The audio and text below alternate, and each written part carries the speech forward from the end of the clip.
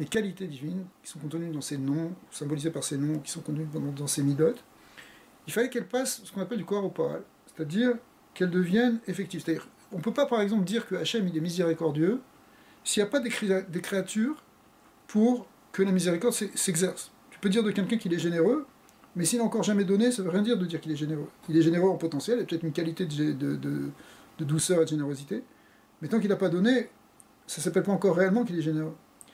Donc, il y a ici une espèce d'obligation. Sauf que ce terme ici, que mouchar, c'est mouchar qui veut dire obligatoire, c'est pas mouchar du point de vue du divin lui-même. Parce que, étant donné que Dieu est infini, en fait, il est contraint par rien. Il n'a aucune contrainte. Donc quand on dit que c'était obligé ici que les poulottes, elles sortent de manière effective, en fait, c'est plus du point de vue de la créature. C'est-à-dire de notre point de vue à nous, maintenant qu'on voit qu'il y a toutes ces qualités qui s'exercent dans l'univers, alors d'une certaine manière, on voit que cette action, elle découle en quelque sorte d'un potentiel. En fait, elles étaient quelque part en puissance. Donc si elles étaient en puissance, effectivement, si on dit que les choses elles sont bécoar, en puissance, normalement du coar doit sortir le poil. D'accord ? Ça doit passer à l'effectif. Mais en fait, du point de vue de Dieu, c'est pas vraie puissance, parce que pour lui, il n'y a pas de séparation entre la puissance et l'acte. C'est juste avant nous. C'est du point de vue de la bria qu'on distingue entre le coar et le poil. Mais du point de vue de la hatzmout, à kol shavé. C'est du point de vue de la bria, du point de vue avant notre existence, il était là et maintenant qu'on est là, on peut le faire descendre, ou c'est même dans notre existence en tant que tel, on voit un potentiel et on le voit. Effectivement que c'est les deux à la fois. C'est-à-dire qu'il y a avant la création du monde, on ne voit aucune péoulotte, mais même une fois que le monde est créé, nous aussi peut-être, par exemple par notre fila, on va dévoiler une rachmanout, une grande rachmanout, plus ou moins, etc. On va dire qu'il est en potentiel. Voilà. C'est-à-dire qu'après, nous, justement, notre travail à nous en tant que créature, c'est d'être associés au dévoilement de ces midotes. Quand on dit que... alors ça, on va y arriver après. Kiné, Hashem Agadol Shiu Ben Arba Otziot. Alors, dans les Shemot, il y a évidemment le Shem HaEtzem, le nom propre de Dieu, qui en fait, ici, le Shem Agadol, le grand Shem, qui est évidemment le tétragramme, Yud Ke Vav Ke. Venikraken, alors c'est lui, à part ça, il y a aussi d'autres Shemot qui sont des Kinuyim, qui sont comme des sortes de surnoms. Ouais. Nikra Ken Al Oraot Avayuto Anitzrit. En fait, qu'est-ce que ça signifie le Shem Yud Ke Vav Ke ? Qu'est-ce que ça exprime ? Ça exprime son existence éternelle. C'est-à-dire sa capacité, le fait qu'il existe de toute éternité. Veki Umo, la Had, et que, effectivement, pour toujours. Et que ça s'exprime évidemment, si on dit que c'est de tous les temps, alors c'est aussi Aya Oveviye, c'est-à-dire dans le passé, dans le présent et dans le futur. Ce qu'on peut traduire d'une autre manière par Terem Aberia, Bisman Kiyum Abria, Vechare Itafru El Mashaya.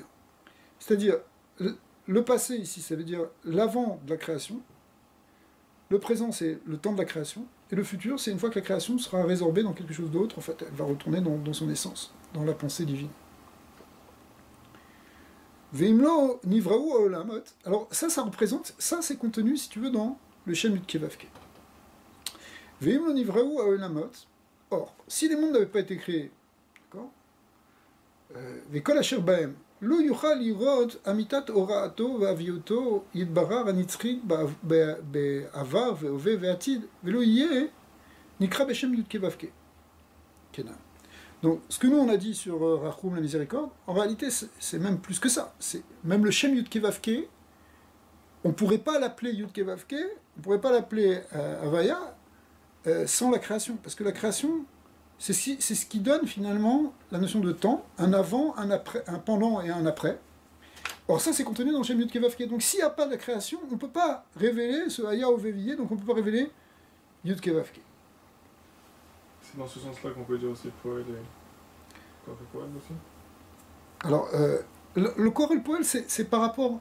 En réalité, le corps et le poël, encore une fois, hein, il faut le prendre entre guillemets, parce que c'est simplement du point de vue des créatures qu'on voit ça comme Kohar Poal, mais le Kohar Poal, c'est aussi pour Yud Kevavke. C'est-à-dire que Hachem, il est Yud Kevavke pour nous, d'une certaine manière, Bekoar.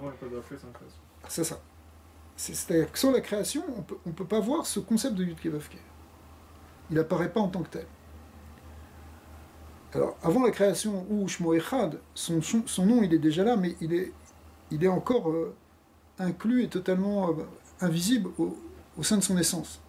Mais avec la Bria, justement, la Bria, ça va être le Shem Havaya. Et en fait, d'ailleurs, tout ce qu'on va voir dans ce Sefer, qui va nous parler de tous les Olamot, tout ce Seder Hashtal chez l'autre, en réalité, ça va être un grand déploiement du Shem Yud Kevavke. C'est pour ça, d'ailleurs, que tous les prakim et tous les niveaux qu'on va étudier, ils seront toujours finalement structurés autour du Shem Yud Kevavke. Ce sera toujours des Giluim du Shem Yud Kevavke, avec d'autres Shemot, d'autres Kinuyim, mais finalement, toutes les Kavanot, elles vont tourner autour de Yud Kevavke. Parce que c'est ça le Shem principal qui se dévoile avec la Bria. Le Tzimtzum, ça va dévoiler le Shem Havaya. Mais je vais une question comme ça. Le Shem Yud Kevavke, je comprends que le point de repère, entre guillemets, c'est un peu comme par rapport à la création, il y a un avant, il y a un pendant, il y a un après. Ouais. Mais ça fait qu'il est éternel, c'est-à-dire qu'il est comme s'il est un petit peu dans le temps, mais au-delà du temps, parce qu'il est tout le temps là, non? C'est en réalité, quand on dit Yud Kevavke, tu vois, dans les lettres Yud Kevavke, tu as les lettres de Aya au VVI. Maintenant, le Shem Yud Kevavke, il veut dire qu'il est le principe du passé, du présent, du futur. Lui, en tant que tel, il est au-delà du temps. Parce que l'intemporalité, c'est ça l'éternité en fait. L'éternité, c'est l'intemporalité. Elle se situe évidemment au-dessus du temps, ou donc quelque chose qui est avant le temps. Mais en même temps, le Shem Yud Kevavke représente l'éternité en tant qu'il est le principe du temps. Il contient la possibilité de temporalité. C'est ça la différence entre avant la création, disons. C'était avant la création, il y a aussi Yud Kevavke. C'est ça, mais... Hachem, il y a un Hachem d'avant le Tzimtzum. Mais le Tzimtzum, c'est le début de la Bria. Maintenant, il y a un Shem Yud Kevavke, sauf que ce Shem Yud Kevavke, il est totalement ganouz. Il est caché. Il est Begeder Sersifot avec Nuzot, Betor Orensof. C'est-à-dire, il ne révèle pas encore cet aspect de temporalité. Et on le voit pas, oui, parce que là, on est dans un présent permanent. On est dans une éternité absolue. Ça. Ouais, ma question au début, c'était... Donc on le voit pas en tant que tel. C'était quoi la différence entre un présent permanent et quelque chose qui est passé, présent et futur? Par rapport à lui, si ça sert ce qu'on revient, par rapport à lui, il est toujours intemporel, etc. Il révèle le principe de temps, mais par rapport à nous, c'est un peu séparé, non? Ouais. C'est-à-dire, en fait, si tu veux la parenthèse de dire que c'est par rapport à nous, c'est juste un klal pour comprendre que tout ce dont on parle, c'est toujours du point de vue quand même de, comme dit Nefesh Hachaim, Mitzidenu. C'est toujours de notre point de vue à nous. Okay. Mais du point de vue, de son point de vue à lui, on ne peut pas parler. On peut pas comprendre. Donc tout ce qu'on va dire, on va le dire d'une certaine... Alors, ça ne veut pas dire qu'on ne va pas se placer d'une certaine manière dans une vision supérieure, dans ce qu'on appelle Da'at Elyon. Mais, malgré tout, même ce Da'at Elyon, ce sera toujours le Da'at Elyon d'après la Bria, quelque part. D'accord ? Sinon, on est au-delà du Da'at, pire là. Alors, ici, si tu veux, ici, Raphaël Vital, il part sur le Shem Yud Kevavke, déjà. Maintenant, évidemment, Vechen, Shem Adnout, c'est vrai pour les autres Shemot. Qu'est-ce qui représente le Shem Adnout? Nikraken, alors auto Adanout, Adnout, Iyotlo, Avadim, Veu Adon Aleyem. C'est quoi le Shem Adnout, Alef Dalet Nun? C'est l'idée de maître. D'accord? Dire que Hachem il est Adon, ça veut dire qu'il est le maître de la créature, c'est-à-dire qu'il dirige de la création, c'est-à-dire qu'il c'est pas seulement qu'il est créateur, mais aussi celui qui dirige cette création. Alors, pour ça, il faut qu'il y ait des créatures. D'accord? Donc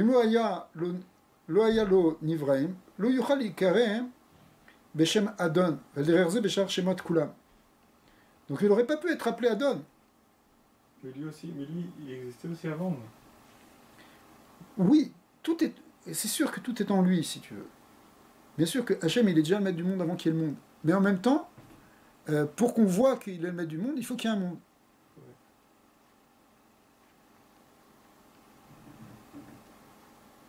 Alors, évidemment, ce qu'on vient de dire, c'est vrai pour tous les autres Shemot, comme Elohim, comme Kelshakai, comme Tsebakot, etc. Mais aussi, c'est-à-dire toutes les qualités divines, on ne pourrait pas les appeler ainsi, Zulat, Biyot, Nivroim, Elam, Shikarulo, Erer, Apaim, il faut qu'il y ait des créatures qui disent qu'il est longanim, par exemple. Besha, Kinuim, Kulam. Omnam, Biyot, Lamot, Nivraim, Az yatsu peulotav et kochotav yidbar l'idée poel. Mais maintenant qu'il y a eu des créatures, effectivement, ça va sortir l'idée poel. Viye nikra shalem bechol mine peulotav ve kochotav. Vegam yé shalem bechol hashemot ve kinuyim bilti shum chisaron klal chas veshalom. Donc maintenant, en quelque sorte, les choses vont être complètes. C'est ce qu'il avait dit au départ, c'est-à-dire que, entre guillemets, il fallait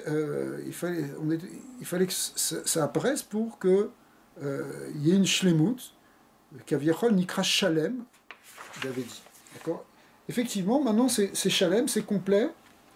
C'est complet quand il y a, quand il y a aussi la bria, c'est-à-dire quand les choses elles se sont exercées be poal.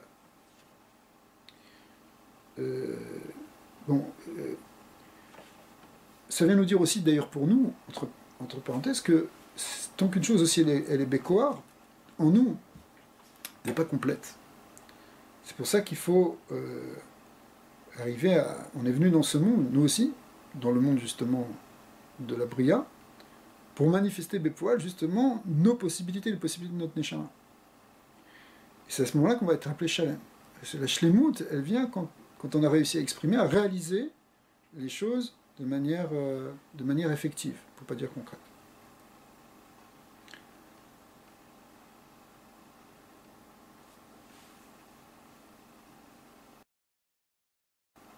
V'inyan Tamze nidbaer etev besefer azor parashat Pinchas d'Afraï Reshmin Zainam Bet v'ze leshono. En fait, c'est un passage du Zohar, on apprend ça. Là-bas, Pekudat et Lissar, là-bas, le Zohar, il compte des mitzvot qui sont fondamentales. Et la 13e, il compte 14 mitzvot. La 13e, c'est quoi hein? Dakriat Shema.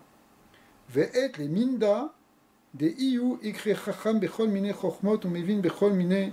Là-bas, le Zohar, il parle sur la mitzvah de Kriyat Shema, mais en réalité, il explique là-bas que Akadosh Baruch Hu, il est appelé Chacham de toutes les Chochmot, et la Kodem de Bara Alma, il carré Bechol Ilin Dargin Al Shem Brian de Avu Atidin de Ibarot.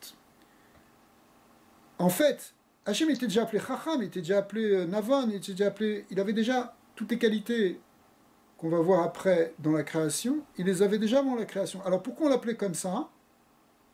On le nommait comme ça par rapport au futur, c'est-à-dire par rapport au fait que ces forces-là vont s'exprimer après de manière bépoète. Et effectivement, s'il n'y avait pas eu les créatures, alors comment on aurait pu l'appeler qu'il est bon, qu'il est juste? Et là, Al-Shen Barian de Atidin. Donc, c'est vrai qu'on en parle déjà même avant la création. On dit déjà qu'il est Rachum et qu'il est Dayan.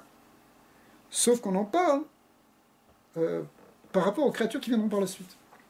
Comme un juif. Dont un, comme un juif. Si tu veux, ouais. Mais ça veut dire, c'est-à-dire que c'est déjà en Kohar, avant même d'être Bepoel.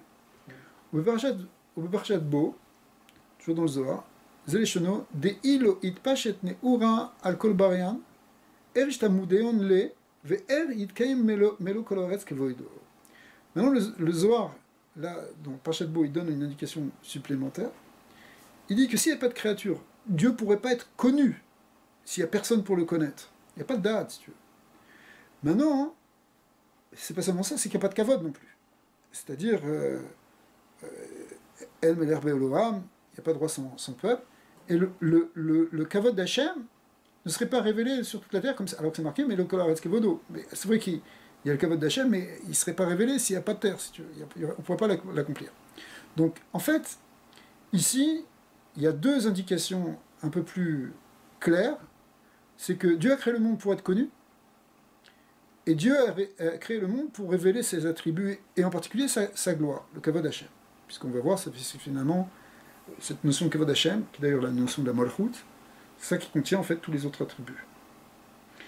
Donc, Ici, le Zohar, le Rav Chaim Vital a donné finalement le premier niveau de Kavanat Briat Haolam. Un peu plus loin, il va donner un deuxième niveau, mais on ne va pas en parler tout de suite. Il va revenir là-dessus. Le premier niveau est donc le fait que Hachem fasse connaître ses qualités et finalement fasse connaître son kavod. Donc toute la création est pour arriver au kavod Hachem. Le deuxième, ce sera le Inyan de Hatava, on peut déjà en parler, c'est-à-dire le fait que Akadosh Baruch Hu, puisqu'il est bon dans son essence, il est Tov, parce que le Or Ein Sof il est Tov, on verra pourquoi il est Tov, le Or Ein Sof, parce qu'il est infini, donc il n'a pas, on peut le dire déjà, parce que le fait qu'il soit infini, donc il n'a pas de limitation, donc il n'a pas de négativité, il n'a rien de négatif. C'est justement la négation de toutes les négations, puisqu'il ne peut pas y avoir de Sof, il n'y a pas donc de fin, il n'y a pas de limite, donc il est total. Donc son attribut suprême, finalement, c'est la notion de Tov. Mais si quelqu'un est Tov, alors c'est Beteva Atov Le'etiv. Si tu es bon, alors normalement tu as envie de donner. Donc Hachem a créé le monde parce qu'il veut donner, il veut par chesed en fait. Par chesed pour les créatures. Ça va être le deuxième niveau. Et c'est les deux niveaux qui sont mentionnés ici dans le Etzraïm. Le Rampral, il en mentionne un troisième. Il dit que tout ça c'est pour le Gilou Yichudo, pour dévoiler son unité. Et pour qu'il y ait le dévoilement de l'unité d'Hachem, alors il va falloir passer d'abord par un voilement de cette unité, pour qu'il y ait un dévoilement. Et ce dévoilement de cette unité viendra par, en fait, l'apparition de la dualité bien et mal. C'est-à-dire, il y aura plus que on ne sera plus que simplement dans le Tov, mais il y aura aussi le contraire du Tov qui vient apparaître, bien que le Tov, lui, il est de toute éternité, puisque c'est quelque chose qui relève du Ensof. Et puis finalement, le Ra fera son effet pendant un certain temps, jusqu'à ce qu'on l'élimine complètement. C'est toute la Voda des Birurim et tous les limites des Tikkunim qu'on doit faire. Et à ce moment-là, à la fin, non seulement il y a un dévoilement du Kavod d'Hachem et un dévoilement du Tov d'Hachem, mais il y a aussi un dévoilement du Yichud d'Hachem.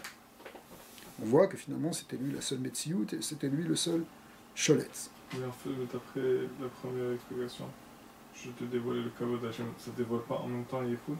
Si, mais si tu veux, hein, c'est un niveau plus profond de compréhension.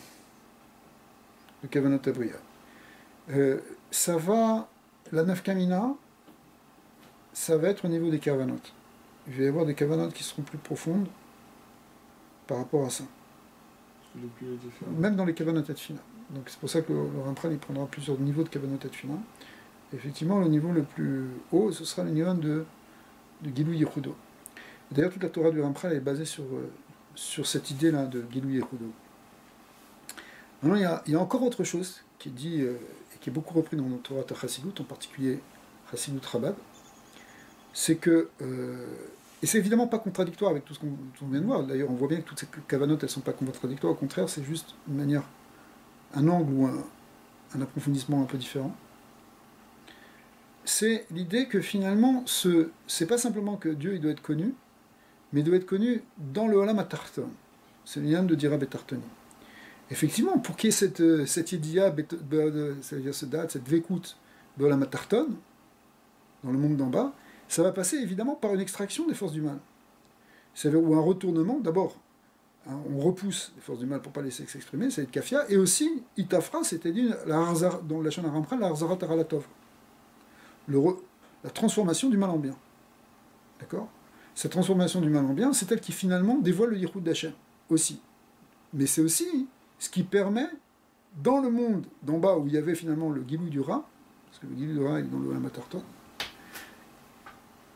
dans cet endroit-là, ça permet de révéler justement les niveaux le plus haut, enfin, le bien effectif, le bien véritable, et en fait, ce qu'on va révéler, c'est justement ce qu'il y avait au tout départ de la création, c'est-à-dire le Or Ein Sof. Bon, ça, évidemment, c'est beaucoup développé dans les Mahamarim, en particulier les Mahamarim Chabad, de tous les Rebbeim.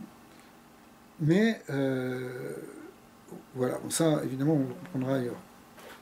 Alors maintenant, on va voir la deuxième Chakira. Celle-là, elle est un peu surprenante pour nous. Et évidemment, tous les Mefarshim disent c'est curieux cette question. Et on va essayer de voir un petit peu de quoi il s'agit. D'abord, je préfère le lire avant d'expliquer.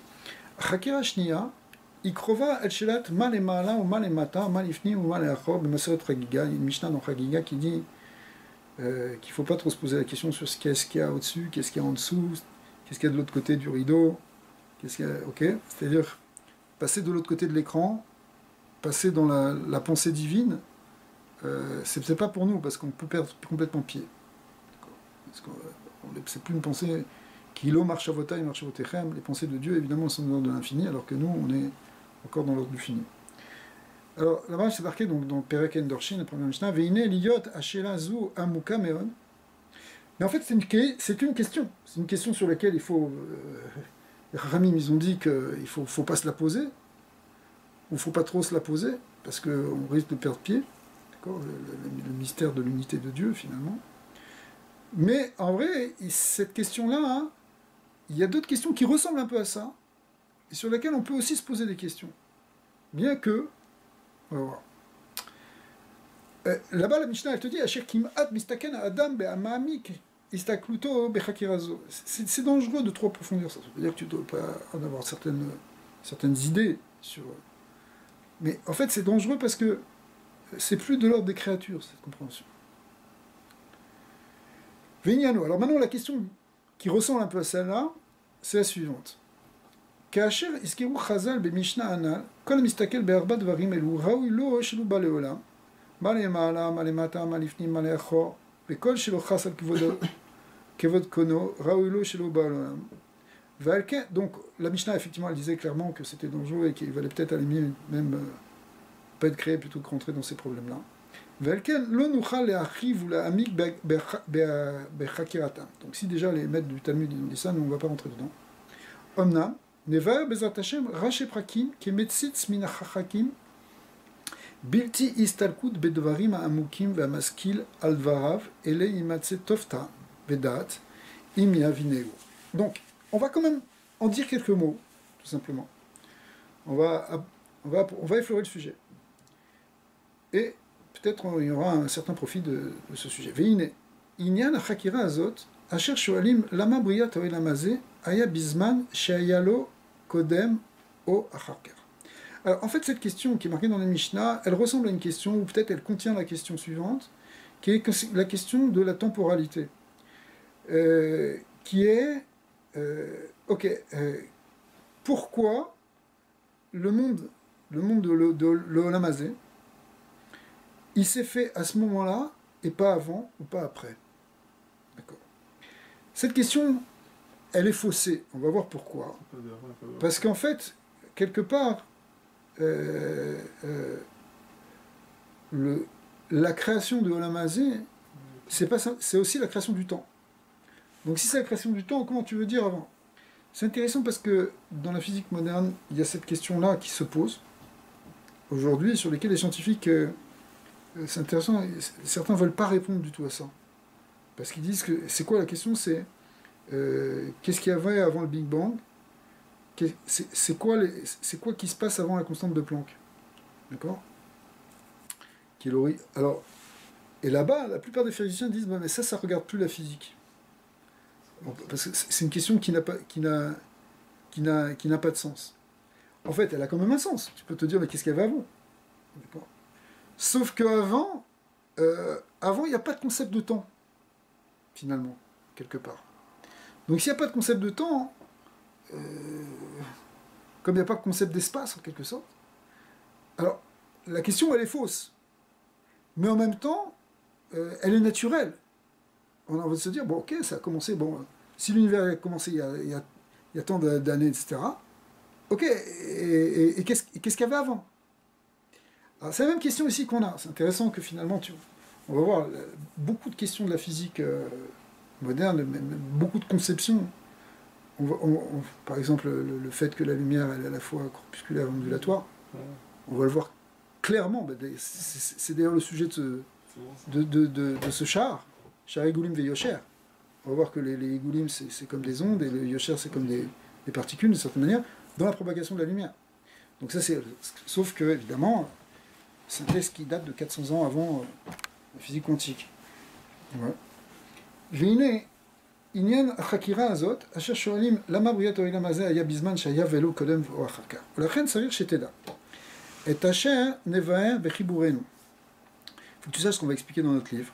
והוא כי הנה נודע כי האור העליון למעלה למעלה עד אין קץ, הנקרא אין סוף, שמו מוכיח עליו, שאין בו שום תפיסה, לא במחשבה ולא בהרהור כלל ועיקר. Alors il faut savoir que d'abord, tout commence par le Or Sof, comme ils veulent d'ailleurs le redévelopper après dans le deuxième chapitre. Mais tout commence par le Or Sof. Or, le Or Sof, ici, il y a une définition qui est donnée, entre guillemets, du Or Sof, parce que théoriquement, il n'y a pas de définition, mais ça veut dire justement, Or Sof, En Sof, c'est dire quoi? Shemo Mochiyar là, ça veut dire, c'est quelque chose qu'on ne peut pas comprendre. C'est pas qu'on ne peut pas comprendre seulement parce que c'est infini. C'est ça le principe même d'infini.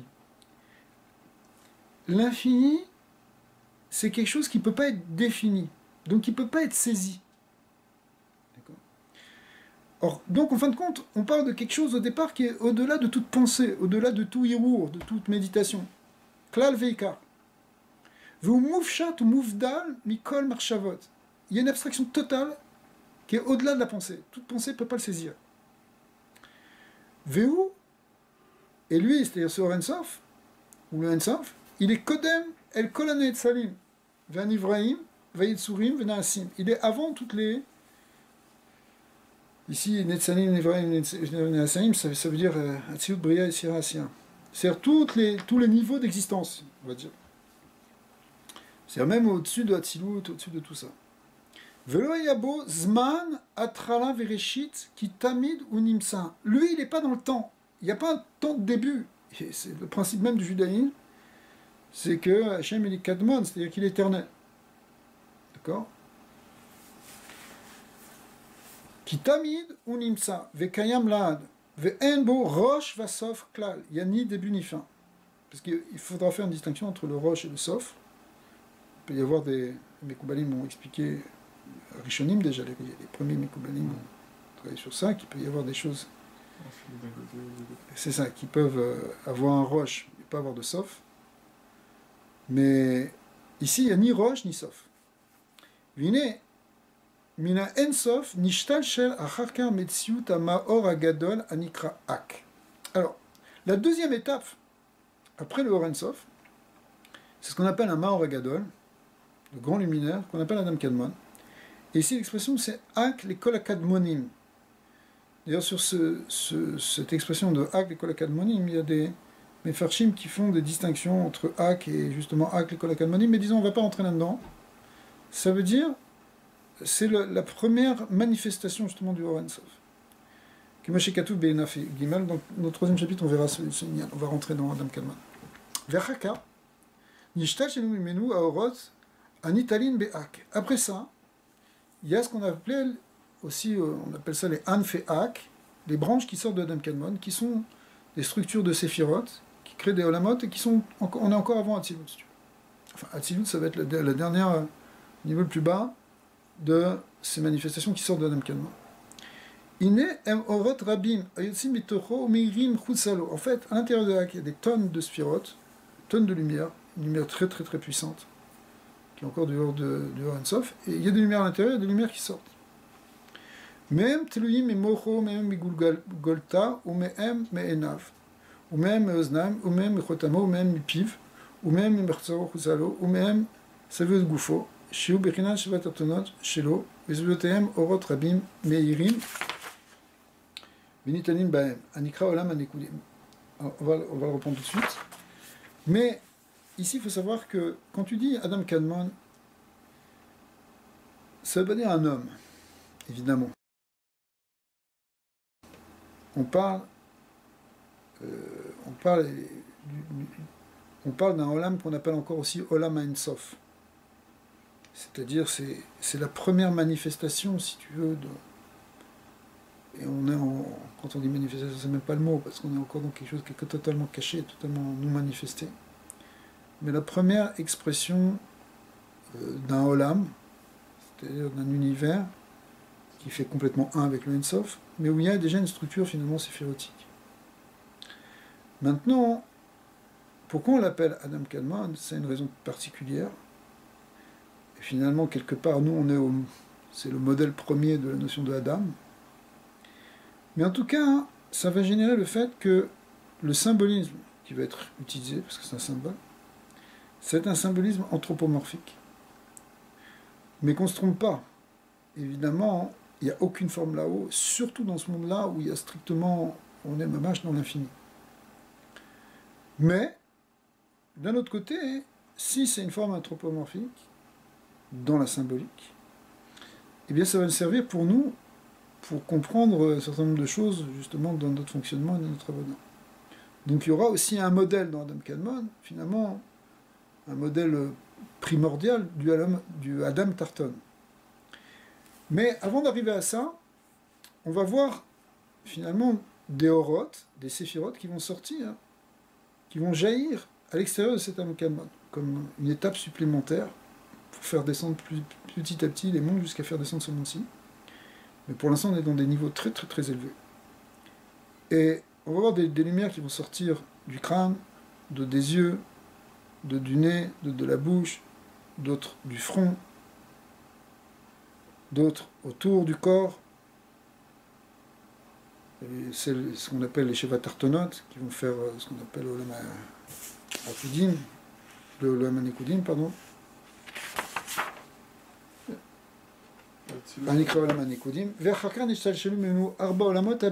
Et après ça, après toutes ces étapes, on va aller voir toutes ces étapes. Finalement, vont sortir les 4 mondes plus connus dans la Kabbalah, qui sont Atzilut, Bria, Yetzirah, Siyah. On va voir que le Olam Atzilut, qui nous paraît énorme, et qui est énorme par rapport à nous, c'est encore qu'un petit point, enfin, une petite partie dans Adam Kadmon. Qui sont eux à Yadouim, c'est-à-dire que dans le Zohar Kadosh, on parle beaucoup évidemment de Beikar, on parle de ça. C'est-à-dire que Adam Kadmon, on parle très peu, juste Beremez. Beremiza Gedola. Vemnan, Atzilut Haakazé. Maintenant, l'émanation de cette structure de Sphirot qu'on appelle Hak, Mikol Sheken Shao et la Mos Shetartav Kenan, Ayalaem Rosh Vesof. Maintenant, avant on était dans l'Ensof, mais à partir du moment où tu dis qu'il y a des Séphirot, ça veut dire qu'il y a déjà un compte. Donc s'il y a un compte, c'est qu'il y a déjà des mesures, entre guillemets. Évidemment, quand on parle de mesure, on ne parle pas de mesure matérielle, mais il y a une idée de début et de fin qui peut apparaître.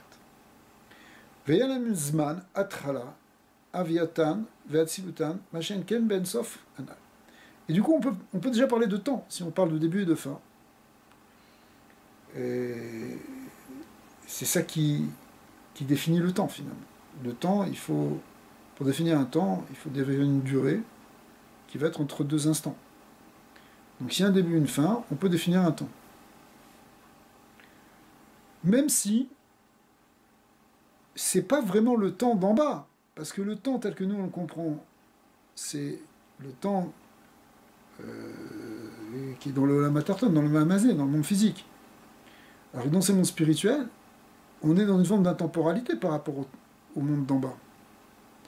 Mais par rapport au Ensof, on peut déjà parler de temps, mais en fait on est dans le temps à un niveau ontologique, pas à un niveau physique.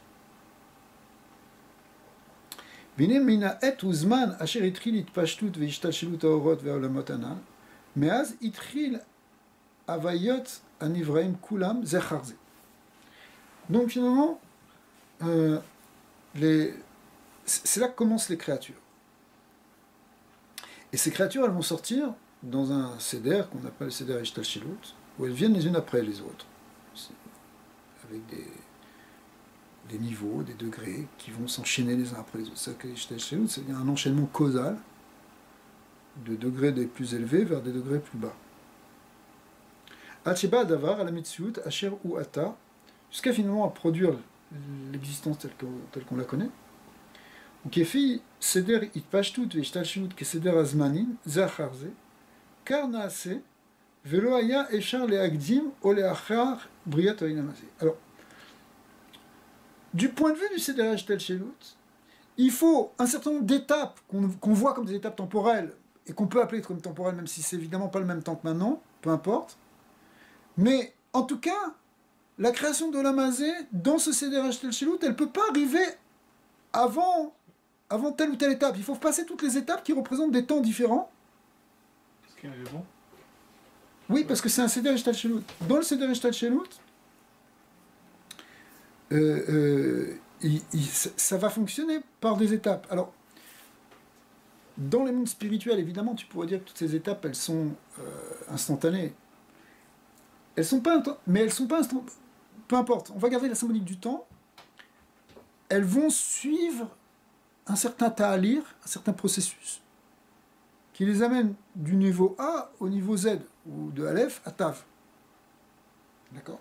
Et tu ne peux pas se passer de Aleph à Tav si tu n'as pas passé Bet, Gimel, Dalet, etc. C'est quoi la raison pour qu'il faut qu'il y ait un causal?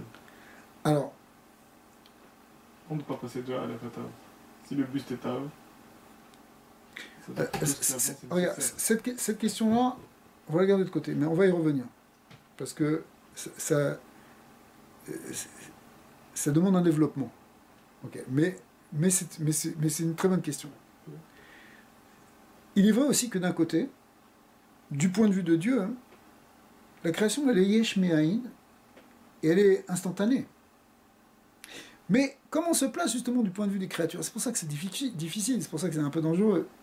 Mais, en tout cas, ce qu'on peut dire, c'est que le Olam Hazé, il ne peut pas sortir avant d'avoir... Tu ne peux pas sortir Asiya avant d'avoir sorti Yetzira, Bria, et Hatzilut, et Nekudim, et Akudim, et tous les autres Olamot. Okay. Maintenant, hein, concrètement, pour nous, c'est ça qui génère le fait qu'on ne fait pas les choses en un instant. En général, il y a des choses qui peuvent se passer instantanément, qui ne dépendent pas du Seder Hashtalshelut. On va voir, ça peut exister. En Chassidut, on assiste aussi là-dessus, des choses qui peuvent bypasser le Seder Hashtalshelut. D'ailleurs, Pessah, c'est un des exemples. Passover, Pessah, c'est l'année où on ne passe pas par le Seder Hashtalshelut. En un instant, on sort. En un instant, la plus grande lumière se dévoile tout en bas. Chatzot Laïda, dans une Nekuda. Mais Bederer Klal, tout ce que tu entreprends, tout ce que tu fais dans ce monde, ça suit un Seder Hashtalshelut. Toujours. Je sais pas, tu veux passer des examens, tu veux monter une affaire, tu veux faire quelque chose, ça va prendre des étapes. Un bébé qui va naître, ça prend 9 mois depuis la conception. Et on ne peut pas sauter des étapes. Alors c'est vrai qu'on te dit que quand il y aura Mashiach dans des étapes plus loin, il y a des Midrashim qui te disent les mamans elles concevront et elles accoucheront le même jour. C'est justement parce que on dévoilera quelque chose qui est au-delà du Seder Hashtalshelut. Mais le Seder Hashtalshelut, c'est toute la structure des Olamot au départ. Et en particulier, c'est ce qui amène effectivement le Olam Hazé. Pour donner un autre exemple, par exemple, tous les niveaux de Malachim sont aussi des étapes qui font descendre du plus Rouhani vers quelque chose de plus en plus épais. D'accord, jusqu'à l'Olam Hatarton.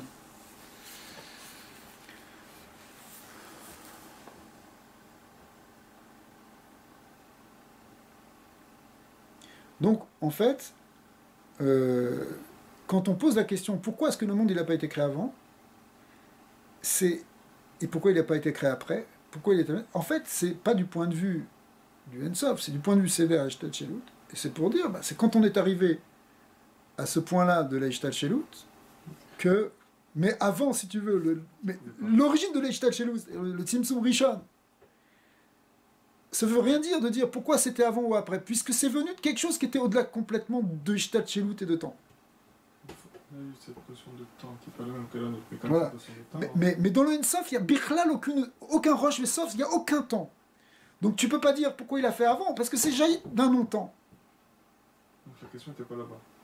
Donc la question, elle n'était pas là-bas, exactement. La question, elle est dans le Seder Hashtalshelut. Dans le Seder Hashtalshelut, parce que Dieu, il a créé le monde avec le Sehem Yud Kevavke, et que ça peut dire 4 Olamot, etc. Ça veut dire 10 Sphirot, ça veut dire des degrés, jusqu'à arriver à la création physique. Et quand la Mishnah elle parlait là-bas, elle disait qu'il ne faut pas trop s'intéresser sur ça, est-ce qu'elle parlait de ce qui était longtemps? Mais oui. Elle parlait qu'on ne peut pas se poser la question dessus, mais sur ce qui est... Oui, oui, ça veut dire qu'il y a une limite il y a une limite à la compréhension humaine. Oui, c'est tellement longtemps, c'est ça. Et oui. Ça ne parlait que de cette partie-là. C'est pour ça que, en fait, si on pose la question autrement, qu'on le voit par rapport à Seder Hashtachelut, enfin, qu'on la voit ou qu'on y répond de cette manière, c'est une question dont on peut parler. Parce que si on n'avait pas pu en parler, il n'en aurait même pas parlé.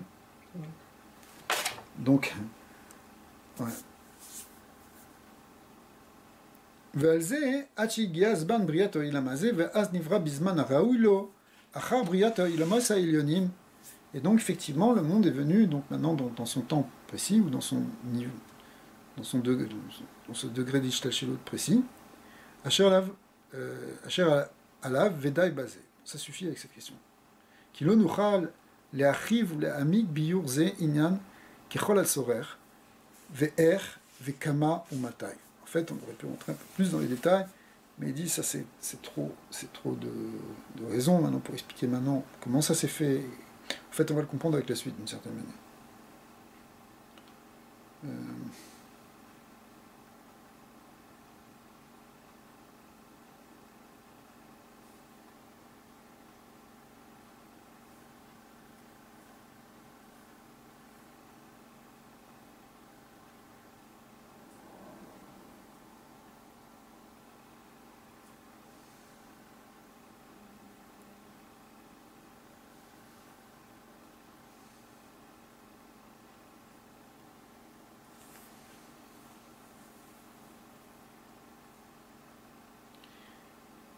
Le Rachash, il va reprendre ça.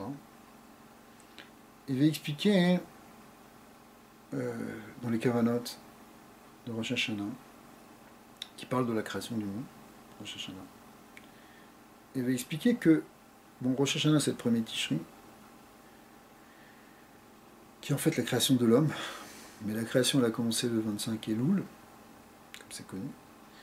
Mais en fait, elle a commencé même avant. Alors, avant d'entrer dans l'idée de Nissan, il parle là-bas sur les séphirotes qui précèdent justement ce qu'on appelle les séphirotes du Shen Ben, qui sont avant les séphirotes du Shenma. Et les jours du Tikkun, c'est le Shenma. C'est-à-dire que le premier jour de la création de Vayomer Hashem Elokim Yeor, après, etc., tout le début de Maaseh, en fait, c'est le dévoilement des séphirotes du Shenma. Mais avant, le Olam, il était Tohu Vabou, parce qu'il y avait déjà eu des séphirotes qui étaient le Shen Ben. Et donc, il va remonter même avant le dévoilement des 7 séphirotes inférieures du Shen Ben, donc il va remonter même à partir du 18 Elul, et il va expliquer... D'où c'est le 18 ? Ben en fait, c'est 18, 19, 20, 21, 22, 23, 24 Elul. Et après ça, le 8e jour, c'est le Meler Shmini, le 8e roi, c'est le début du Tikkun. Donc, en fait, il y a eu une manière, il y a une approche où les Mekoubalim sont rentrés un peu plus en détail, après même avec d'autres Mefarshim, sur justement ces étapes. On peut rentrer dans les jours de ces étapes, symboliques évidemment. Mais ici, pour l'instant, on peut s'arrêter à ça et dire que voilà, que ce qu'on a dit, c'est simplement que ça vient à un moment. Il te dit, je ne vais pas expliquer maintenant Er, Vekama ou Matai, mais je te dis, il y a des Mekoubalim qui sont rentrés dans ça. Ce Er, Vekama ou Matai. Donc, quand on approfondira, on le verra plus tard, mais ça demande déjà d'avoir bien compris ces notes. Donc, voilà pour le Perek Rishon. Le Hanaf Rishon, c'est deux questions qui étaient posées. Premièrement, la Sibat Haolamot. On a vu essentiellement, c'est pour que Dieu soit connu et qu'on dévoile son kavod, pour qu'il soit, entre guillemets, pour que ce kavod soit shalem, pour que les péolotes elles soient shlemot, pour ne pas dire que Hachem est shalem. Et deuxièmement, c'est cette question de qu'est-ce qu'il y a avant, qu'est-ce qu'il y a après. En fin de compte, ça dépend du fait que il y a des olamot qui viennent les uns après les autres, une ishtashelu de olamot qui va permettre de faire arriver à un moment le olamazé en tant que tel.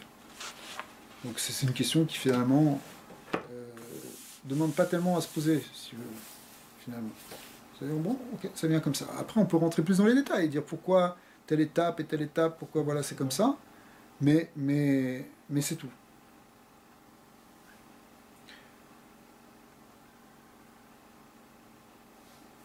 Alors maintenant, dans le deuxième chapitre, on va rentrer dans une autre Akira, une autre grande discussion très importante, qui est d'ailleurs bien ramenée aussi dans le Pardes Rimonim du Ramak, et qui ramène les différents avis des Mekoubalim, les différents avis du Zohar. Parce que le Zohar, ça apparaît comme ça ou comme ça, selon les endroits. En fait, la question fondamentale, c'est comment sont structurées les séphirotes. Comment les séphirotes sont agencées, on va dire. Alors, on va le lire tout de suite. Benyan Ensof Baruchu. Au sujet du Ensof Baruchu, Eraya Atralat Atzilut Haolamot, Anet Salim Emeno. Donc, on va parler de ça. Mais, Vegam Chakira Gdola, ou Machloket Atsum, Yichlaku Bokola Mekubalim Kulam. Donc, une grande discussion qui est au sein des kabbalistes. Qui Yesh Mishe Katav. Certains ont écrit, c'est cette fameuse discussion sur les suivantes, qui a Yud Sfirot, M. Keseder, Yud Madrigot, Zu Achar Zu, et Mata Mizu. En fait, les Sfirot, ce sont 10 degrés, les uns en dessous des autres. On voit de Keter, Chorma, Bina, mais elles sont alignées les unes en dessous des autres. Veyesh Mishekatav, qui Seder Amidatan, derrière Kavin. Il y a deux autres endroits où c'est écrit, où certains affirment que non, les surotes, elles sont posées, elles sont structurées selon 3 axes, qui sont Yamin, Smol, Vemtsa. La droite, la gauche, et l'intermédiaire, le milieu. Vem, Shlosh Asfirot, Haran voulant dire Chochma, Chesed, Netza, Zu al Gabzu, on a d'un côté Chochma, Chesed, Netza, qui dans le Kav Yamin, du côté droit, c'est les Sfirotes qui sont du côté droit. Enfin, ça c'est l'arbre de vie classique. Veshlosha Sfarim, Sfirot, Baga. Bina, Baga ça veut dire Bina, Vura, Hod. Donc, Zual Gabzu, qui sont les unes en dessous des autres. Et Bekav Smol, ils sont du côté gauche. Ve Arba Sfirot Katim. Les 4 dernières Sfirot sont celles qui sont sur l'axe central et qui sont Keter, Tiferet, Yesod et Malchut. Date ne comptons pas comme une Sphira. Dans certains endroits, on voit que c'est date qui compte, et des fois c'est Keter. Mais là, le plus classique, c'est comme ça, surtout dans les anciens Sfarim. C'est une autre question. C'est une question qui sera développée. Pourquoi des fois on compte Bina, pourquoi Keter, etc. Mais on ne va pas tout faire maintenant. En tout cas, Katim, Keter, Tiferet, Yesod, Malchut sont alignés sur le cave Emsaï, sur le cave central. Zuel Gabezu, Vekav Emsaï, Verabim, Yichakemu, Veyamru, Ki Em, Betsurat. Alors, ça, c'est donc le deuxième avis. Premier avis, c'est sur une seule ligne. Deuxième avis, c'est sur 3 lignes. Troisième avis, c'est que les sphirotes, elles sont sous forme de cercles. Des cercles qui sont des cercles concentriques les uns à l'intérieur des autres. Ve'emru, qui aime Betsurat Galgalim. Galgalim, ce sont des roues, des sphères, en fait. Parce que c'est vu comme des sphères, en réalité, en 3 dimensions. Et c'est une image, évidemment. Agolim, qui sont circulaires, zetorzé, les uns à l'intérieur des autres, donc. Makif, vesovev lazé. Donc c'est comme des sphères qui s'imbriquent les unes dans les autres. Ça ressemble un peu à la vision des sphères célestes qu'il y avait avant. Vine, Mish istakel bedivre rajbi. Alors maintenant, il faut regarder dans le Zohar, évidemment. Besefer à Zohar, ve'atikunim, ve'chen besefer à Bahir. Sefer à Bahir qui était attribué à Rabbi Nechonia ben Hakanea, qui est un sefer extraordinaire, des sfarim de base avec le Zohar. Évidemment, le Zohar c'est beaucoup plus développé, mais dans le Bahir, il y a des grandes définitions de la Kabbalah. Imatzel bedivreim ma'amarim shonim, umechulafim notim lekan ou lekan ve'amekul. Alors, en fait, tu vas voir là-bas, donc, dans les sources, qui sont le Zohar et le Bahir, qui sont des livres qui datent de l'époque des Tanaïm, en fait, tu vois plusieurs présentations. Des fois, c'est sous forme de droite, des fois sous forme d'axe, des fois sous forme de cercle, etc. Donc, du coup, les Mekoubalim, ils se sont cassés les dents. Velachen, les Mekoubalim acharonim, Nil'u yoter lachakor velo yachlou. Donc finalement, certains sont restés en marloquette même. Ils n'arrivaient pas à en sortir. Qui couche gdola vechazaka olechet ou mesairet aliyem bema'amaram be'amram me'achar she'en sof shave bechol bechinat hashvaot admura lo yizdak bo ma'ala umata panim ve'achor. Alors, attends, avant d'entrer là-dedans, d'abord on va voir qu'effectivement, ça c'est toute la puissance du Harizal, c'est qu'il va trancher dans tout ça, et plus que ça, il va montrer que tout ça, ça correspond à des degrés différents, à des mondes différents, et que tout ça, c'est tout ce qui est marqué dans le Zohar, dans le Bahir, c'est vrai, ça ne se contredit pas. Ouais. Ça vient d'où ça? De quoi? Ces modèles qui sont évidemment toutes des images, je veux dire. Écoute, dans le Sefer Yetzira, on parle, dans le Sefer Yetzira qui est attribué à Avraham Avinu, en fait, c'est le livre des Séphirotes. D'accord? Et c'est Séphirot Blima, il y a 10 Séphirot Blima, sans substance. La doctrine des Séphirotes, elle est connue depuis très longtemps. Elle était cachée, bon, tout ce qui était Kabbalah au départ, c'était très caché, etc. C'était Torah Sheba'al-Peh. Maintenant, comment on se les représente, ces Séphirotes? D'accord? Est-ce qu'on les voit comme des cercles? Est-ce qu'on les voit comme des droites?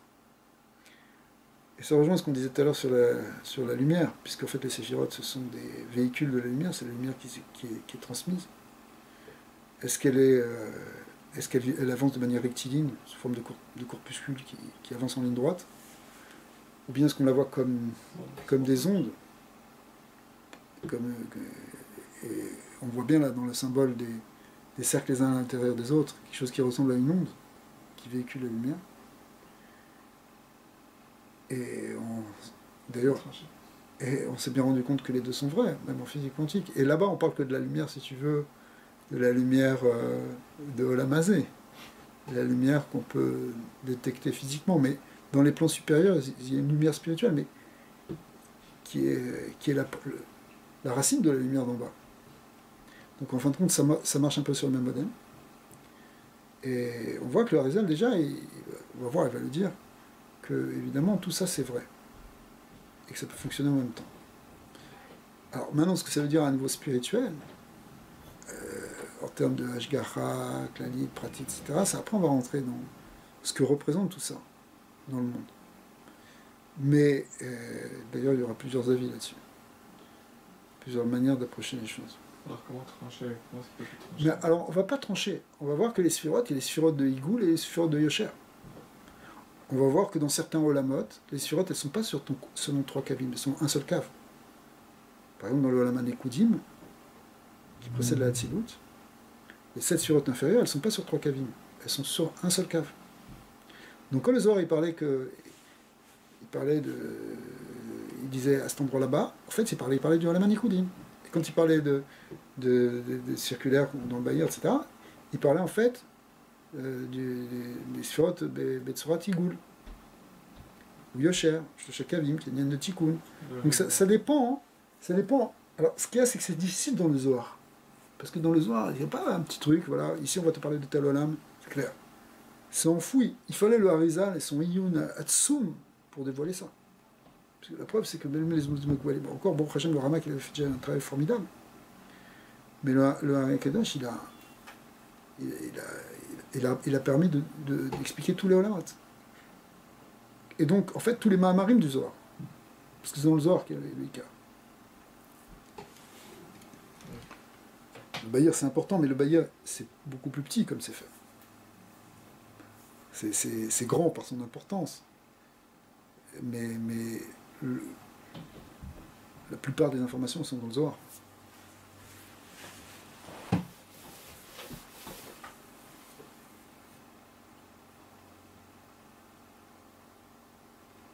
Alors, maintenant, attention, parce que maintenant, ça part quand même il vient nous dire que Velo Yachlou qui couche avec Dola Vechazaka Olechet ou Mesaeret Aleyem, donc c'est dommage des questions que personne n'arrive à répondre. Alors, pourquoi? Le principe, c'est que le Ensof, il est dans une égalité totale. C'est ça, ça fait partie du Ensof. Si tu veux, ce qu'on peut dire sur le Ensof, c'est qu'il n'y a ni début ni fin, mais tout est au même niveau. Le Ensof, il est en même temps totalement indéterminé. Il n'y a pas de détermination, il n'y a pas de mesure, il n'y a pas d'avant, il n'y a pas d'après, il n'y a pas d'en haut, il n'y a pas d'en bas, il n'y a pas de grand, il n'y a pas de petit, il n'y a que le Ensof. Et dans une unité et dans une Ashva. Ashva, c'est une égalité, une équanimité. Gmura. Loïs Dagbo, Maala Mat. On ne peut pas parler de haut, de bas, Panim Bachor, d'avant, après, ou d'intérieur et d'extérieur. Qui colle à Kinouyi Maelou, parce que dès que tu commences à parler de haut, de bas, d'avant, d'après, d'intérieur, extérieur, c'est Morim Emiyot Kitzva Vegvul Vetrum ou Mida. Ça, c'est que tu rentres dans la mesure, tu rentres dans les. Exactement, tu rentres dans la notion de mesure. Donc, tu es déjà dans la détermination, tu es déjà dans une métrique, tu es déjà dans quelque chose. Et Beor Ensof à Elion, et ça, tu peux pas en parler. Ils sont Gamo. Tu peux pas en parler dans l'Ensof, sinon, c'est plus du Ensof. Tu peux pas dire, oui, mais il y a des choses très grandes dans l'Ensof. Tu peux pas. Tout est BHV. Vechen Noda, chez Orensof, Nokev ve'over be'ovi kol asfirot ve'sfira. Ou milgaf kol sfira o sfira, ve'aschan lon milbar lechol sfira o sfira. Qui nitkar be'sefer HaZohar parashat Be'ar Beraya Me'emna. Qu'est-ce qu'il dit le Zohar? On va le voir après, mais il dit que le Or Ensof, il traverse toutes les sphirotes, il est à l'intérieur de toutes les sphirotes et il entoure toutes les sphirotes. Ce qu'on appelle le Or HaMemaleh, le Or HaSovev. Vezé les Shono. Effectivement, qu'est-ce qui a marqué là-bas dans Beraya Me'emna? Ant Neshama le Neshama. Toi, le Or Ensof, tu es l'âme de l'âme. Vechoulé. Ou Parashat Pinchas, là-bas, plus loin, c'est marqué Vechen be'ektemat etikunim, et aussi dans l'Akdama des Tikunim, Davdalet, Vezé les Shono, ou le Ela al-Kulo, ila al-Kol ha'ilot, leit ila ha'elea, velo tachotea, velo le'arba sitre alma. C'est-à-dire que Leila al-Kolilot, c'est-à-dire dans les Ila al-Kolilot, dans la cause des causes, qui ici est associée au Ensof, ou au Ensof. Bien que tout ça, c'est des termes qui demandent des précisions, etc. Les Mekoubanim se sont beaucoup posé la question, qu'est-ce que ça veut dire la cause des causes, la cause première, la cause d'avant, la cause qu'on ne connaît pas, etc. Mais ici, on va dire, sans rentrer trop dans cette idée, hein, c'est l'Or Ensof. Dans l'Or Ensof, on ne peut pas dire Let Elaha Alea Velotachotea. Il n'y a rien au-dessus et rien en dessous. Ni l'herba citrine alma veu memale kol almin veasran lon mikositra. On ne peut pas dire qu'il y a un Dieu autour ou avant, etc. C'est lui qui remplit tout, c'est lui qui est avant, après, etc. Vimken, mais achar chez kol ayut sfirot kerovot be'ashva el Ensof. Maintenant, puisque les sfirot, elles sont pleines du Ensof, ou elles sont entourées du Ensof, donc elles sont très proches du Ensof. Donc elles aussi, normalement, elles devraient être dans une égalité totale. Vekula mekabelim mimeno or beatzmo, chacune elle reçoit le Ensof. Imken, maefresh ben zelazé. Donc comment tu peux commencer à faire des distinctions entre les sphirotes, puisqu'elles sont pleines du Ensof, elles sont entourées par le Ensof. Ah, donc elles sont toutes, si tu veux, complètement intégrées dans ce principe d'égalité. Ubame titale kol sphira michaverta. Comment tu peux dire qu'une est plus que l'autre?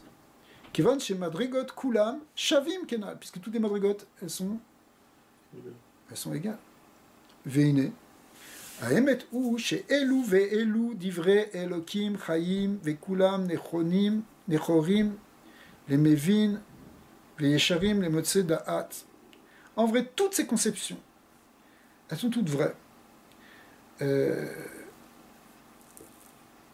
C'est en fait, quelque part, dans ce qu'il vient de dire ici, il a rajouté une quatrième conception, c'est de dire que quelque part, toutes les sphirotes sont toutes égales. On verra que ça existe aussi dans certains... Ça change quoi? Ça change la nature du monde. On va voir par exemple dans Adam Kadmon, finalement toutes les sphirotes elles sont toutes complètement équivalentes, on est trop proche du Ein Sof. Même si on parle, on va dire qu'Ether de Hak, Chorma de Hak, Bina, mais quelque part, hein, elles sont toutes dans une Ashva. Les Kélim, ils sont tellement dilués dans le Ein Sof.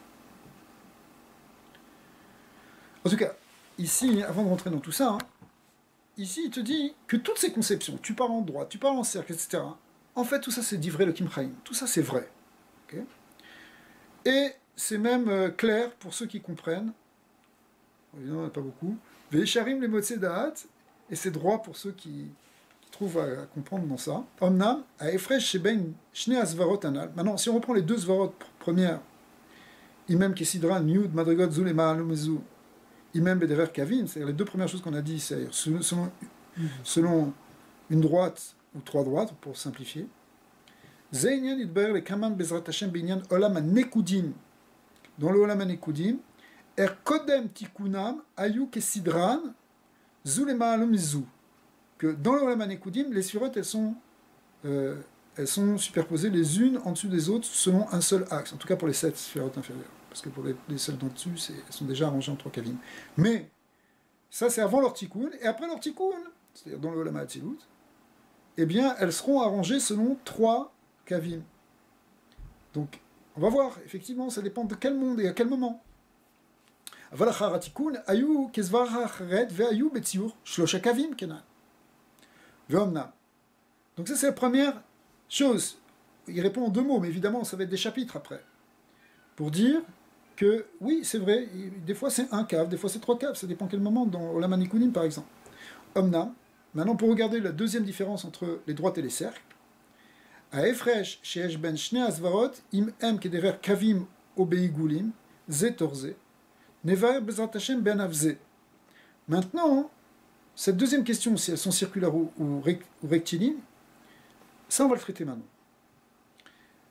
Vesim libecha bedvarim sheitbaeru ata, ou même taskil kol motse davar ki shne asvarot nechorot ve'amitim. Alors maintenant, écoute bien, je te dis, parce que les deux choses sont vraies et sont nécessaires, qui sont évidentes et vraies. Ki shne bechinot ayu benyan ayu sfirot. En fait, il y avait ces 2 bechinot dans les Yud Sfirot. Echad ou bechinat yotam igulim betsur yud igulim ze torze. La première chose, c'est des cercles qui sont les uns à l'intérieur des autres, comme des cercles circulaires ou des sphères. Certains expliquent que c'est plutôt des sphères. Vegam aya baem bechinat acheret veu yotam Yud Sfirot beyosher derer shloshe kavim kemare adam. Et c'est vrai aussi que d'autres Sfirot, elles ont une forme selon 3 kavim, et les 3 kavim, on retrouve la forme anthropomorphique symbolique, qui est, parce que l'homme est basé aussi sur 3 kavim, il y a le bras droit, le bras gauche et le tronc central. D'accord ? Baal Rosh, Vezruot, mais pas seulement ça, c'est les 3 kavim, mais c'est aussi finalement le positionnement des sphirotes va ressembler au positionnement des organes de l'homme, c'est-à-dire avec une tête, des bras, des shukaïm, des jambes, des gouffres, des galim, kemo, shertov, etef, kulo, be'anafim, bezrat Hashem, les kaman, bezebiwam. Bon, tout ça, on va le reprendre, évidemment, c'est toute la structure des sphirotes qui est là, mais déjà, on va expliquer. Alors maintenant, d'une certaine manière, on aurait pu commencer l'étude à ce paragraphe-là. Puisqu'avant, c'était des introductions sur les questions qu'on s'est posées. Mais maintenant, d'une certaine manière, ce qu'on peut dire, c'est que le Etz Chaim, il commence maintenant. D'accord ? C'est-à-dire qu'ici, il va nous expliquer comment les sphirotes sont apparues à partir du Ein Sof. D'accord ? Parce que ça, c'est une question majeure que l'humanité entière s'est posée. Comment le fini peut jaillir de l'infini ? Alors les séphirotes, qui dit les sapères, qui dit compter, ouais, sphirotes ça veut dire plusieurs choses, mais c'est le sépher, le sipour, le safar. En tout cas, dans l'idée de sphirotes, on dit 10 sphirotes, il y a un compte de 10 numérations, il y a 10 nombres qui apparaissent. Donc des degrés. Donc qui dit de nombre des degrés dit qu'on n'est plus dans l'infini. Bien sûr, elles sont pleines de Or Ensof, c'est-à-dire qu'on est encore très très proche du Ensof. Ils font un avec le Ensof, ce qui est un grand mystère d'ailleurs. Quand je dis c'est un grand mystère, c'est ça tout le... Toute la Kabbalah repose sur cette idée-là, sur l'idée de l'union du fini et de l'infini. Mais d'abord, il faut se dire comment ça peut jaillir de l'infini. Dans l'infini, on n'a ni haut, ni bas, ni 1, ni 2, ni 3, ni 4, ni rien. On a le 1 absolu, ou le 0 absolu. On a le Ensof.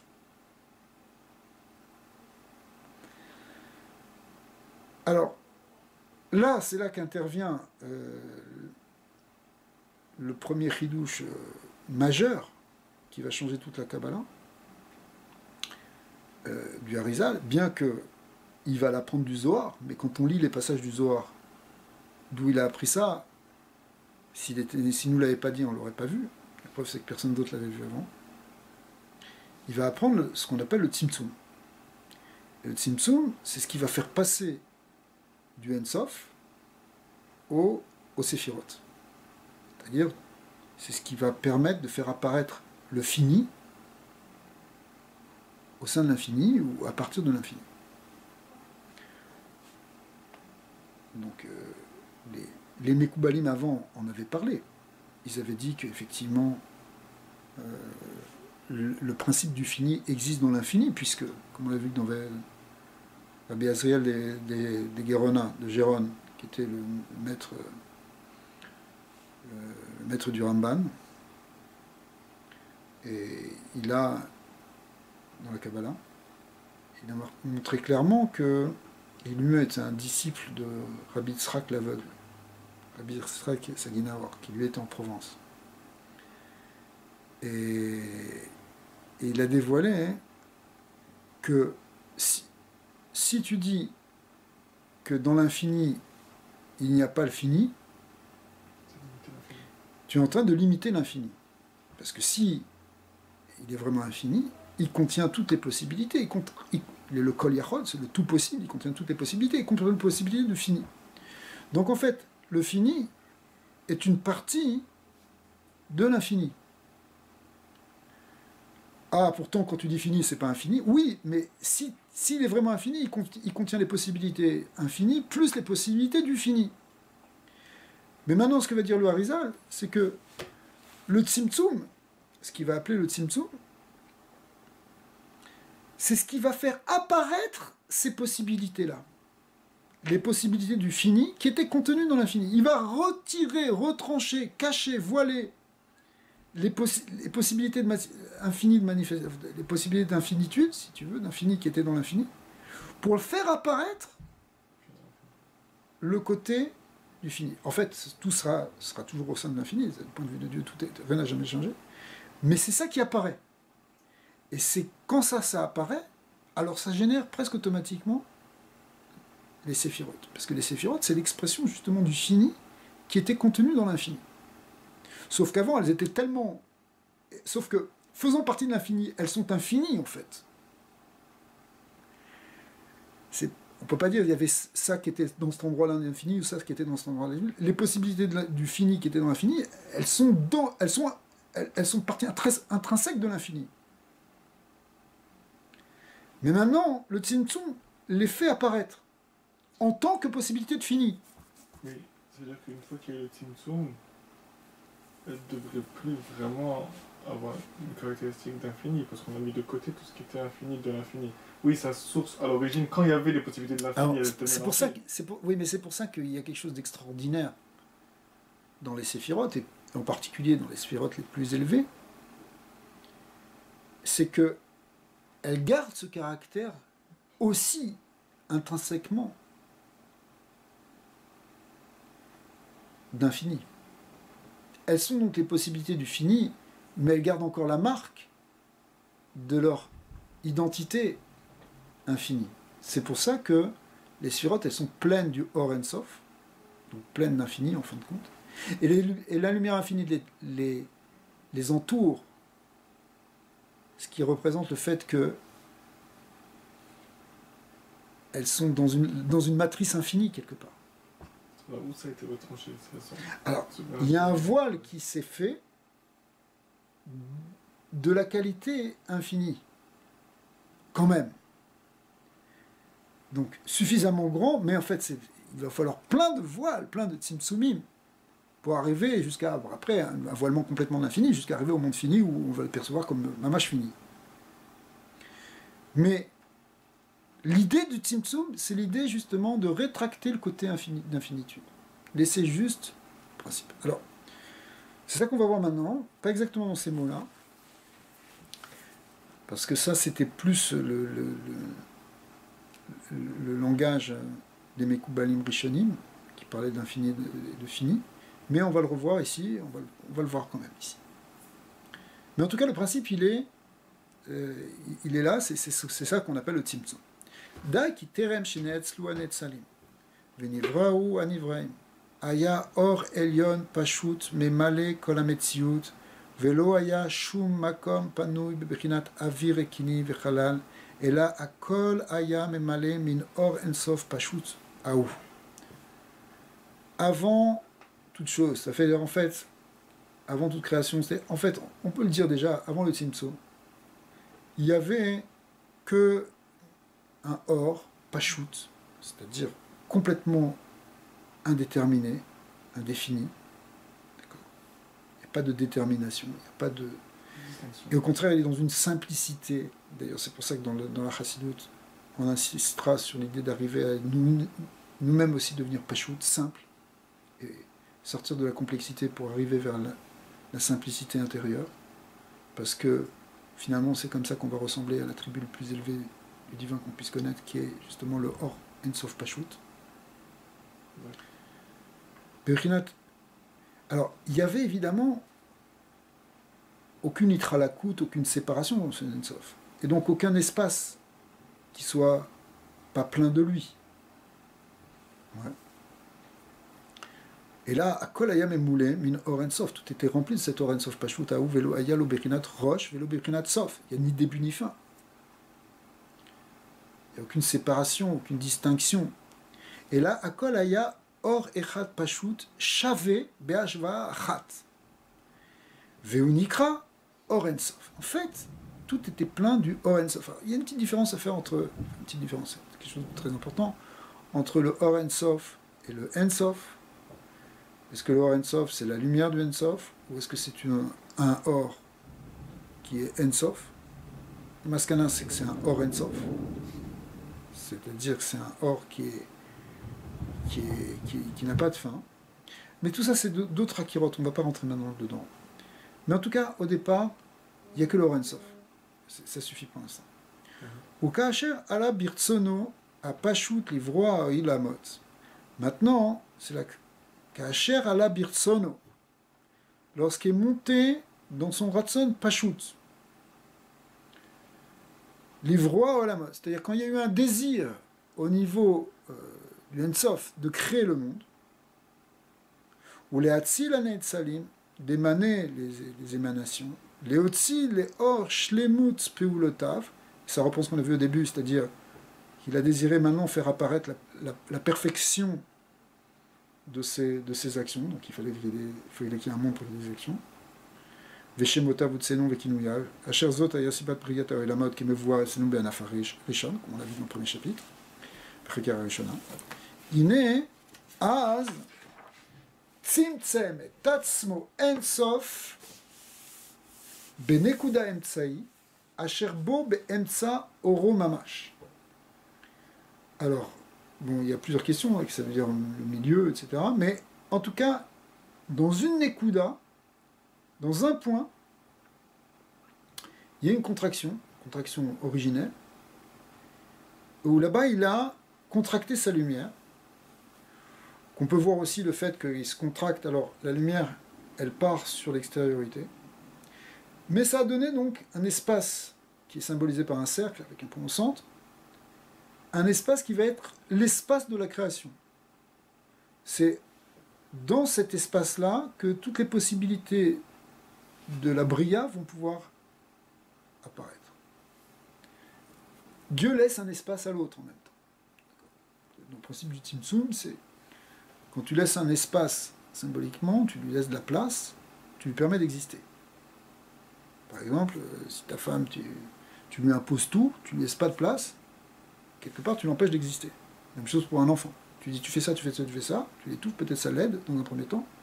Il ne peut pas épanouir ses possibilités d'existence parce que tu lui as pas donné d'espace. Si tu lui laisses un espace, même toi, tu te retiennes pour pas trop intervenir. En quelque sorte, le Tzimtzum, il va représenter aussi ce côté d'amour d'Hachem qui laisse la place à l'autre. Donc ça, on le verra aussi. Maintenant, si on reprend quand même un petit peu le texte, ici c'est marqué qu'il y a eu Be'emtsa oro mamash. Emsa oro mamash. Au milieu de sa lumière, il y a eu un point à partir de laquelle il y a eu le Tzimtzum. Mais qu'est-ce que ça veut dire au milieu? Puisqu'il n'y avait ni début ni fin. Puisque tout est égal, donc il n'y a sûrement pas de milieu. Alors on peut dire que ce milieu, il est à la fois nulle part et partout à la fois, d'une certaine manière. Ouais. Et ce qui est connu aussi, c'est que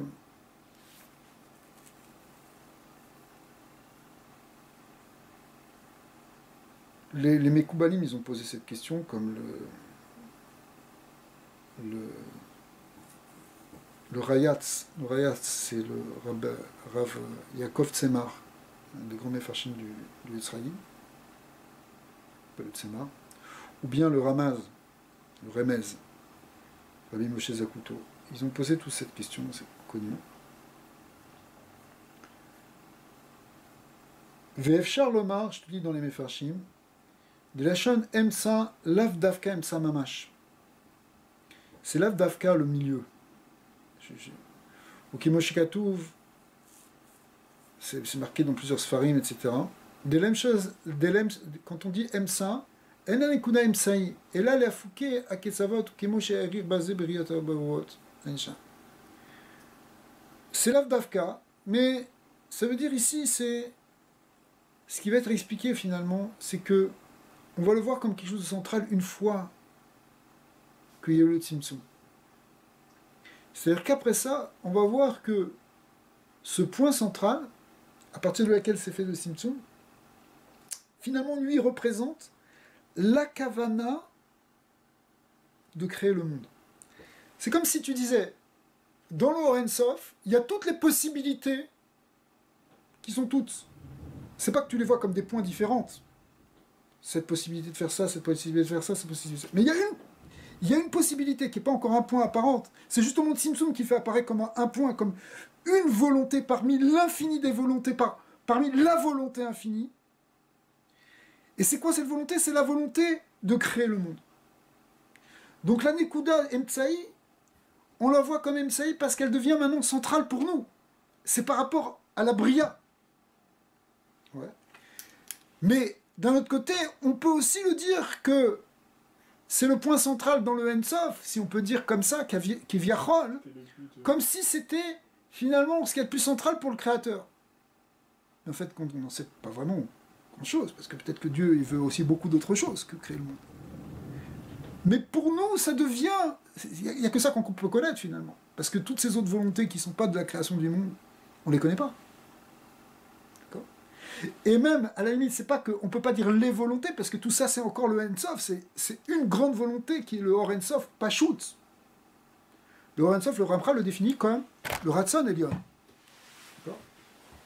Mais maintenant, il apparaît en tout cas un Ratson, et qui apparaît comme central, qui est le Ratson de créer le monde. Donc c'est la possibilité de la Bria, Beklalout. Et effectivement, c'est ça qui va définir cet espace maintenant de la Bria, qui est l'espace du Tzimtzum. Qui est le passage du Or Ein Sof à... Chazak. À un autre. Bien que c'est en même temps entouré du Ein Sof, parce qu'en fin de compte, tout ça fait partie de lui. De son point de vue à lui, il n'y a aucune séparation. Mais du point de vue à nous, On va donner Chazak. une forme quelconque peut-être. Remplie d'infini. Ve'az nishar makom panouy ve'avir ve'char rikini ve'nikbonerem saïd mamash kazé. Kazé, ça veut dire comme un point au milieu d'un cercle. Hein? Ouais, c'est dessiné ici. Ve'ine atzimsum hazeh aya be'ashva achat. בסביבות הנקודה האמצעית ריקנית, ההוא באופן שמקום החלל ההוא היה עגול מכל סביבותיו. בהשוואה גמורה. Alors maintenant, ce qu'il va nous expliquer, c'est que ça prend une forme circulaire. Dans la symbolique, évidemment, attention, c'est pas un truc physique ici, surtout pas. Mais le symbole qui est utilisé, c'est un cercle, parce que le cercle va représenter l'égalité. Dans le cercle, tous les points du cercle sont à équidistance du centre. Ce que tu ne vas pas retrouver dans aucune autre forme. Donc, puisque c'est quelque chose qui jaillit du Ensof, qui est Behashva, qui est dans l'égalité, forcément, ce qui va être produit va être aussi au départ dans l'égalité. Et donc, ça va être représenté par un cercle, qui est la figure géométrique qui représente l'égalité. Vélo aya betmuna meruba, donc ça pouvait pas être un carré. Vélo bezaviot nitsevet, parce que dans un carré, ben, évidemment, il y a des différences entre un angle et un autre point du carré. C'est un peu d'après ça aussi qu'il y en a qui pensent que d'une certaine manière ou à un certain point, les sphirotes étaient toutes égales. Alors c'est pour ça, effectivement, on va voir que dans les premiers mondes, dans Adam Kadmon, il y a une espèce d'égalité dans les sphirotes. Bien que elles vont être déjà ordonnées selon un axe, qui est l'axe qui relie la circonférence au centre du cercle, ce qu'on va appeler le kaf. Donc il y aura quand même une certaine différence. Mais dans le premier niveau, on est encore très proche de la hashva primordiale, de l'égalité primordiale. Alors, ça ne pouvait pas être donc un carré.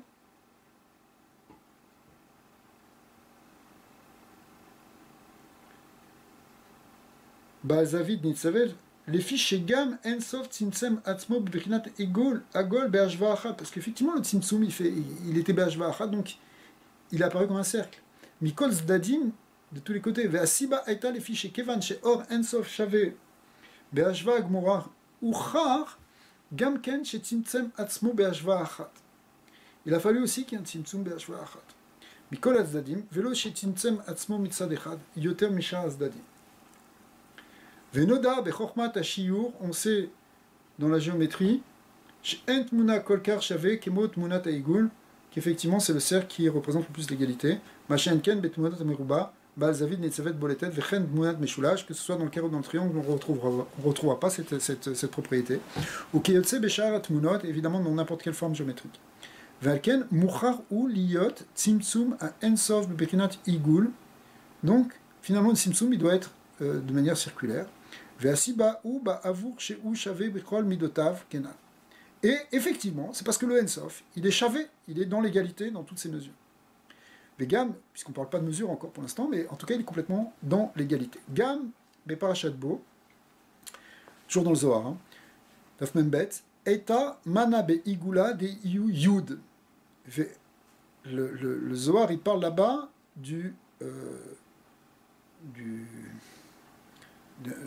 d'un mana beigula, c'est-à-dire un keli circulaire, un keli qui représente un cercle, et dit c'est la lettre Yud.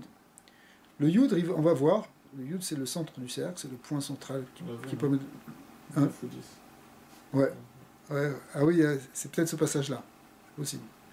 Ve'im beparashat Pikoudé, d'Avranat, de Ka'ama, qui est Chalot, ou Ma Shebaem Em Igulim. Là-bas aussi, des passages qui montrent que les palais, qui en fait sont des séphirotes, ici sont des palais d'Atsilut, c'est-à-dire ce sont des séphirotes, eh bien, elles sont circulaires. Quand on dit circulaire, on peut le voir en 2 dimensions ou en 3 dimensions de manière sphérique, mais ça revient au même. Od yesh siba acheret ve'u ba'avur aneet salim asher atid leinatzel. Alors, il y a une autre raison, c'est pas simplement parce que ça vient du Ensof, mais c'est aussi par rapport à ce qui va être produit. C'est-à-dire qu'après, dans cet espace-là, cet espace vacant, ce qu'on appelle aussi le halala panoui, l'espace libre, eh bien, c'est là-bas que les mondes vont être créés, les surotes vont apparaître. Alors, Là-bas aussi, il y a besoin d'ashva. Pourquoi? Ve'inyan ou ki biot netzalim bitmunat igulim ine az yiyu kulam keruvim bedvukim be'ensof afsovev otam be'ashva achat. Ça veut dire aussi que tout ce qui va se situer sur ces cercles, finalement, va être dans la même proximité que l'ensof. Ve'or ve'ashefa atzarir la'em yikablun min ensof mitzatz dadeem, et recevront le ensof par leur côté, le côté des cercles. Be'shikul echad, et ça de manière évidemment égale. Puisque effectivement le cercle il va être à équidistance, si tu veux, maintenant du Or Sovev. Machenken, Imayu Anetsalim Betor Meruba. On n'aurait pas retrouvé ça si ça avait été des carrés. Au Meshulash, au triangle, qui est Béchar, Tmunot, qui az Aya Be'em Zaviot, Boletot, Krovot, El Sof. Yoter Mishar Zdayem. Velo Ayou, parce qu'effectivement, donc là on aurait vu des distinctions, c'est différent évidemment. Tu prends l'image d'un triangle, ou d'un carré, ou d'une pyramide, ça ne va pas être la même distance. Donc ils ne recevront plus de manière égale. Donc c'est pas simplement que ça vient de quelque chose d'égal, mais c'est qu'aussi il faut que ça reçoive de manière égale. Sauf un gimel, yidbaer tama tam lama utzrar inyan atzimtzum azeh ou ma'nyano. Alors on va reprendre l'inyan du tzimtzum, il va expliquer justement un petit peu ce dont on a parlé tout à l'heure, c'est-à-dire le gilou du Koharak Vul, qui va expliquer aussi comme le gilou du Koharak Din, on reprendra ça dans le Chelek Gimel. Juste une petite parenthèse, parce que ici le choix du carré et du triangle comme exemple, il y a d'autres Sfarim qui sont aussi de la Torah du Haraya Kadosh, que le Haraya Kadosh a dévoilé, que Rabbeinu Vital aussi connaissait, mais Rabbeinu Vital a choisi de ne pas en parler. C'est seulement dans les écrits d'un autre élève qui s'appelait le Rissaroug, Rabbi Israël Sroug, qui était un des très grands Mekoubalim, peut-être le deuxième grand élève du Harizal, qui lui a dévoilé d'autres mondes, qui d'ailleurs précèdent ce monde-là. Mais nous on commence là, comme si c'était le début, dans lequel on voit aussi d'autres Tzimtzumim qui peuvent prendre une forme carrée. D'accord. Alors, on ne va pas le voir maintenant, mais il y a aussi le Riboua et le Igoula. Alors, le carré aussi, c'est une symbolique qui est très importante, mais pour l'instant, on ne va pas en parler maintenant, on en reparlera peut-être après qu'on aura fini tout l'Etzraïm.